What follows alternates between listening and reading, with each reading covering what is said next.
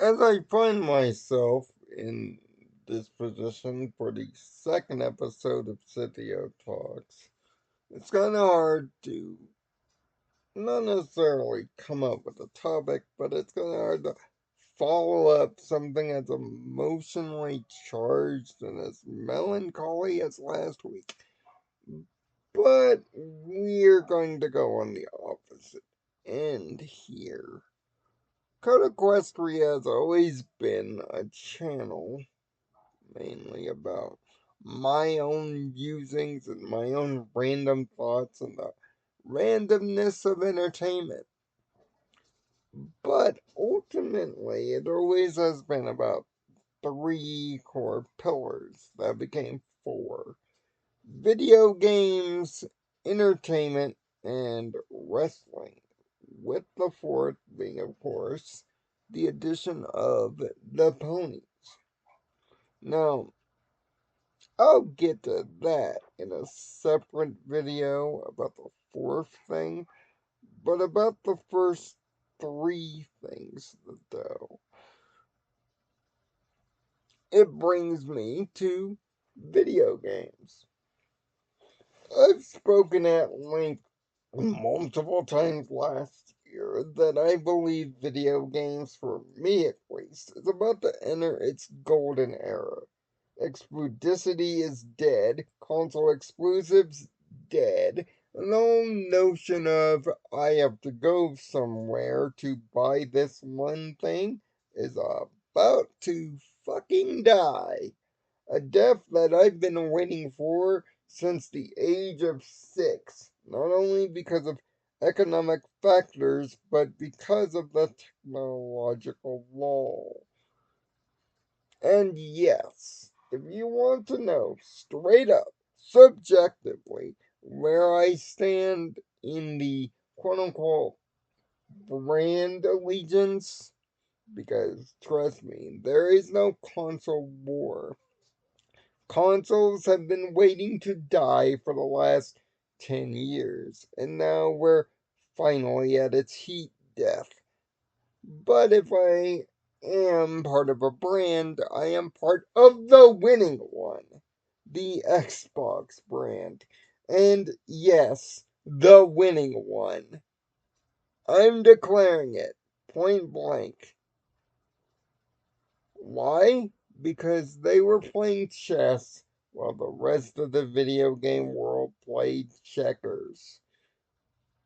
Now, I don't need to go off VG Fight School channel on you. No, just use your eyeballs. Read the tea leaves. Since 2006, Microsoft has been talking about acousticity. Everything in one room, everything in one place, everything in one. That's why it was called 360 after all. Was the whole notion was circle. Your entire internet, video game, and entertainment experience would all circle around this one machine. They've been essentially trying this thing with the Xbox brand since '06. And you could even make the argument since the Xbox made its debut in '03. After all, Xbox was the first console to have a freaking hard drive on it. Something unheard of back in '03. But yet, nobody talks about that.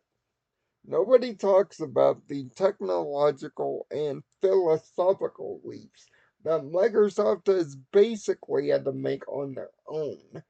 They're essentially Confucius, the Pluto of video games, the Nostradamus. They foresee the change of doom. They make the change, unlike Pluto, and they get criticized like him or Galileo. They are the geniuses that are called crazy whenever they come up with a thought, like the ancient philosophers, like Isaac Newton. like Albert Einstein, like Stephen Hawking. They are the crazy people that say the things that nobody in video game hardware or the video game business wants to hear. Everybody screams, "Heretic! Heretic!" And then it's turned out to be right every single time. And believe me, I saw it right from the end of the 360 era to now. I've been an Xbox user for 16 years, full stop. Yes, I have a PlayStation 5 and a Switch in my house for full transparency. But I don't remember the last time that I turned my PlayStation 5 on with any intent since beating Ratchet& Clank Rift Apart 2 years ago, going on 3, just to review it for y'all. Last time I turned on my Switch Lite was about 9 months ago. Yes, I'm interested in the Switch 2 as a hardware piece, but I'm not interested in Nintendo's draconian ways of micromanaging and overcharging. That's basically turned me off to the Switch 2 until something changes. So here I am, 16 years later, still repping the team that I left the old team for. And with every step of video games evolution, video games has pretty much told me, point blank, that I've chosen the right team. Yes, the handheld was delayed 2 years, but newsflash, guys, they're gonna release both the handheld and the new console together, both with Steam integration, so that you can make a choice on whether you want it on the go or not. Basically, to do the one thing that the Nintendo Switch won't do, have a hardcore TV version and a hardcore handheld. You have to either have both options or none. Microsoft is about to give you not one option, not two options, but rather three. And if you add PC, you can make it four. All with the same integration, all with the same ecosystem, and all with player choice, which confuses me. How a video game fandom with as much economic troubles, as much questioning the value of a dollar in today's video game industry, but also questioning whether they even have the dollars. Looking at something like Xbox's plan, looking at something with Game Pass, looking at something like what Microsoft is thinking about, and going, nope. I want the traditional model. The model that's about to crash faster than your erection last week. No, I want to keep the same thing. The same thing that has clearly been heading towards a wall of no return and no progress for the last 10 to 15 years. No, I want to keep that. I want video game consoles at $950 that can't even beat a modern PC, even if it tried, with dedicated exclusive hardware that none of you buy. When a game like Astrobot can only sell 2.2 million copies, and that's even with bundles with the console, you have a widespread problem. When the last time Sony had a runaway success with a game that was not Helldivers through the accident of PC existing, it was basically God of War 2018. That was the last time Sony succeeded with an exclusive. Full stop. Meaning it's been 7 years since an exclusive really took off.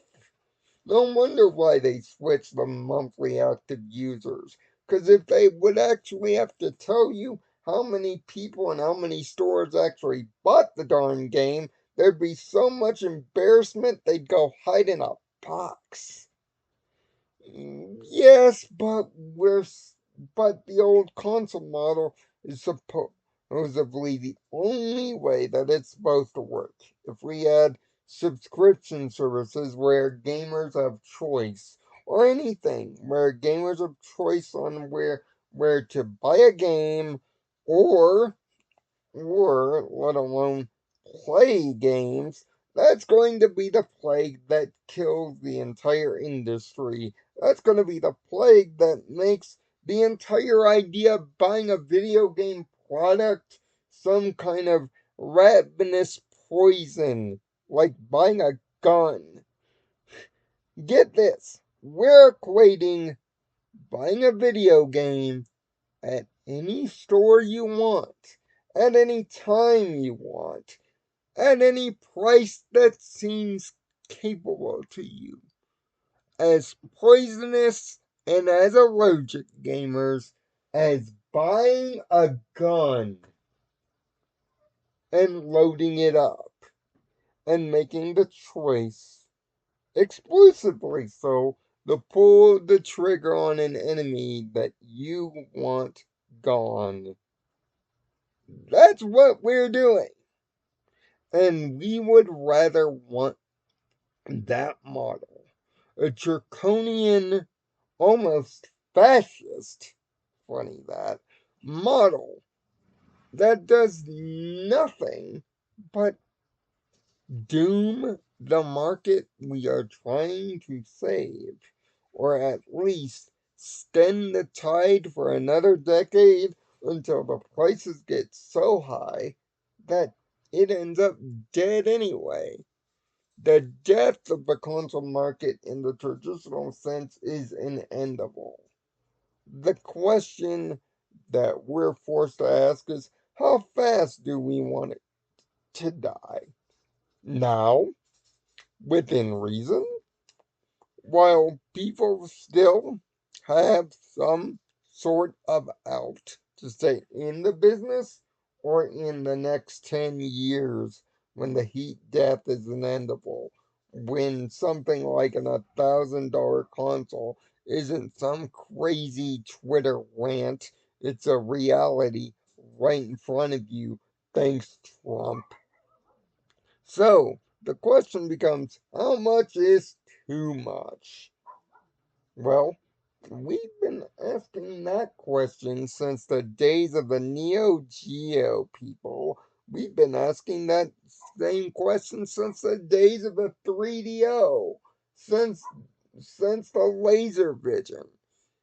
How much is too much is a question that has been brought up in video games for so long that we've forgotten the real answer to it. The answer to how much is too much is, well, when it's too much. Not for you, the individual. No, no, no. This is not an individual question. And this is where video game communities of all types have gotten it wrong and have failed. And that's why our words should inevitably go on deaf ears. Because we look at it as an individual subjective thing that we're willing to take a price because we can afford it. No, it should be about, when is video games as a price too expensive for my little kid neighbor down the street? When a guy like me, when I was age 6, had to rent every game because I could only buy 2 a year. When the notion of buying a console the year it came out was an imaginary concept for someone like me, or worse off than me. So you mean to tell me $800 is enough for a person like me? That's the amount of money that I may get in a single month where a person cannot work or unable to, when jobs are next to impossible to get hired for, not to find, to get hired for. When the price of a McDonald's meal is the same price as a Domino's pizza with all the fixings. When you have to choose food or electric. This is not a political issue, although it is tinged a lot in the politics that we are forced to endure. This is a matter of empathy. The gaming community has lost all empathy for the people that cannot or will never afford the hobby. We have lost the empathy of understanding the value of a deal. We no longer understand, at least in video games, the value of a freaking dollar. And you wonder why these cries of lower the price, $80 is too much, is going on deaf ears. Because we will turn around, see an IGN review of Mario Kart World, see it declared a 9, and we'll be out there buying the nearly $600 Switch 2 package just to say we had Mario Kart World. And we're not a streamer whose job it is to entertain us by overpaying for stuff. No, we're the lowly guy that's going to be eating ramen for a month just because we needed that Mario Kart World in our lives. But yet we never think about people like, well, myself. The people that will look at that nearly $600 purchase and see that as 3 months of living with barely enough money for food stamps.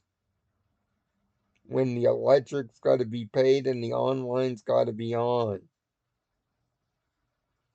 $80 game? No thank you. When I can use my Xbox rewards and have Microsoft essentially buy a game for me. No thank you. When I'll be able to go to Steam and buy 5 games for $25 within 2 years. No thank you. When I still have Gamefly sending me games to this day for 8 years, and a proud customer for about 10 or 11. No thank you. If you're a true video game enthusiast, it's not about the money. It's about the empathy. Could someone that you know on the lower end of the tracks afford the game that you are about to overpay and buy? Could they one day dream of owning a console with that game you like to share that experience on the lower end of the totem pole?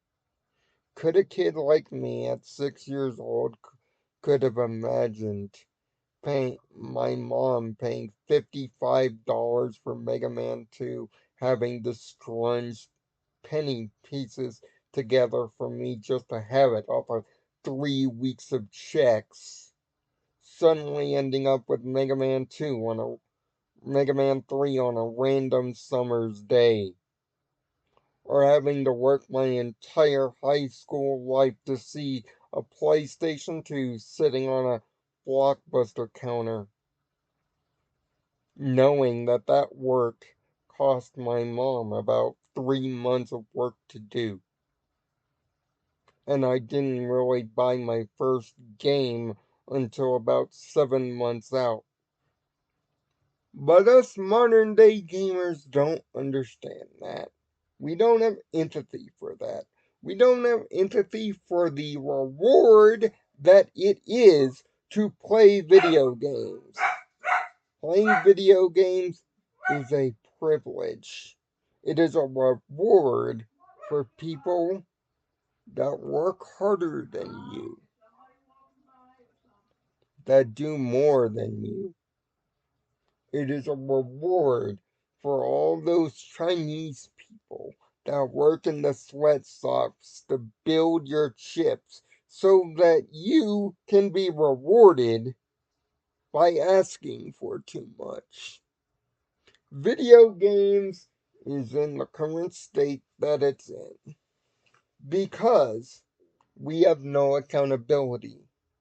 The gamers themselves, we, I, us, we don't have the accountability to understand that we have lost all empathy for our business.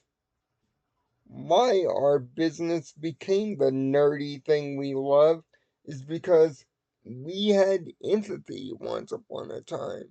When a game sucked, we didn't say it was bad because we subjectively wanted to say it was bad. We said it was bad because we subjectively didn't want our gamer down the street ending up at a rental store buying the damn thing and having the same level of disappointment. Reviews used to be about empathy, used to be understanding the consumer that cannot afford it and trying to help them avoid making a bad decision when they could afford it. Video games should never, when it comes to price, be about the here and now. It should be about the future. Could your kids, could your grandkids, could your neighbor, could your best online friend afford $90 to $100 to buy GTA? Fundamentally, no. But we have lost the empathy to think about that. Instead, we're mad that a handheld got canceled. Only for a year. Till that handheld reappears, launched with a console that will no doubt cost $850. And yet, what will we get mad about? Not so much the $850, but the fact of why did Xbox release the console and the handheld at once? When you get into arguments like this, you prove that you have no empathy. Video games deserves to die as it currently stands. Not because things are priced, but because everything's so non-empathetic. We are the ones that have become the greedy ones, not the corporations. Because if it was truly the corporation's fault, then why in the world's hell would the corporations be trying to save us a buck using AI? It's because we've lost all empathy for not only the creative art and its creation, but we've lost empathy for why we got into the hobby. We've lost empathy of the people. We've lost empathy of the value of a game, the value of a smile.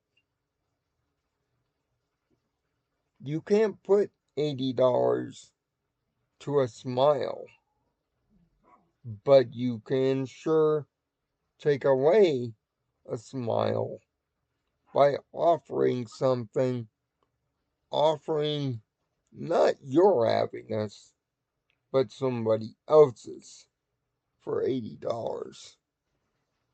The sad part of it is, We are the ones making the offer, not the people making the game, because we forced this. So, yes, if video games feels like a luxury that you'll be ultimately unhappy and disappointed with, it's because we've made this bed for the last 30 years. This bed of unhappiness. And now it's reached its climax, where nobody's going to go home happy. Where the mere notion of Astrobot selling 1,000,000 copies will become a godsend. A flag to celebrate, a firework. It's just too bad no one will see the fireworks because we've been sitting here clouding it with our subjective opinions without having the accountability to objectively do the right thing. So, maybe we don't deserve the right to choose video games' future. Because when we've had the ability to choose it in the past, and when we've had the ability to choose it in the present,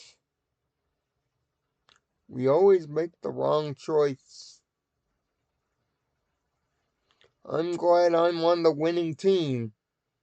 Just too bad I won a war that turned the world into a desert. Until next time, find peace in your own nirvana and go around that horn.